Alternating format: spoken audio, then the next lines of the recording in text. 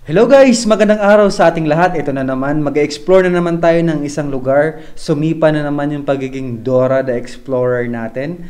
Ayun nga, pupuntahan natin itong isang fort. Malapit lang to sa school ko mga ano lang, mga 25 kilometers lang siya.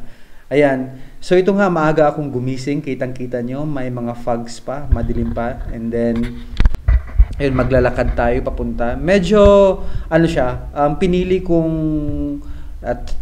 way papunta doon sa taas is yung medyo easy lang siya, no, kasi doon sa may kabilang side medyo matarik masyado and madulas. Kita nyo naman, umuulan ngayon dito palagi at saka yan madulas yung mga daanan, mabato yun doon, wala kang ibang apakan kundi ano lang, bato lang, kaya madulas, delikado. So dito tayo sa medyo mas madaling way papunta paakyat sa taas. Kung magmumula ka sa may base station sa kalsada, ayan, mga ano siya, mga 45 minutes to 1 hour, marating mo na yung peak. Depende sa speed mo, depende sa sa stamina mo. Ito, may mga nakikita tayong mga locals to dito. Ayan, kasi maaga pa, so mga nakikita natin may mga pabalik na like that. Maaga pa naman ito, kaya wala pa masyadong mga tao. Ayun. And naisipan ko ng umakyat dito kasi nabasa ko yung review at saka yung nakita ko yung videos niya, and napakaganda talaga niya.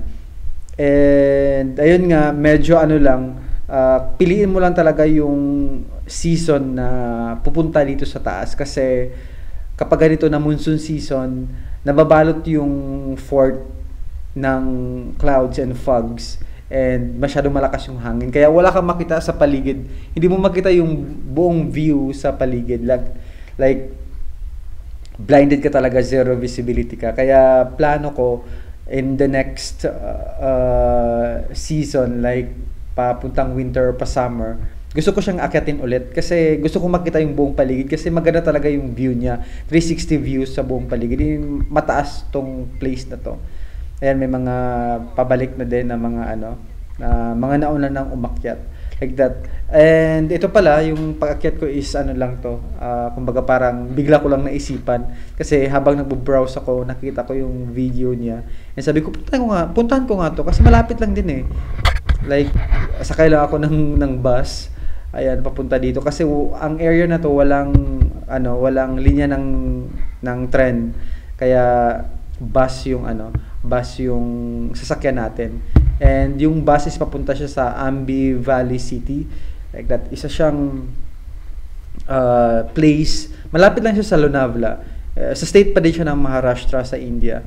And nga, kapag monsoon season, ito yung nakikita nyo, green yung area, kasi mga ilang months na yung walang tigil ng ulan, kaya ayan, tumutubo na yung mga damo at saka mga puno, nagbo-bloom na siya, kaya green na yung area. Pag papunta naman siyang summer after ng winter, magiging brown ulit tong area na to.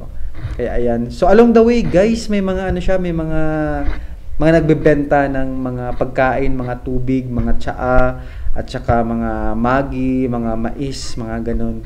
Kaya ayun, so pagpatuloy natin yung kwento natin kapag nakaakyat na ako. Ayan, bye bye mga ka-explorer!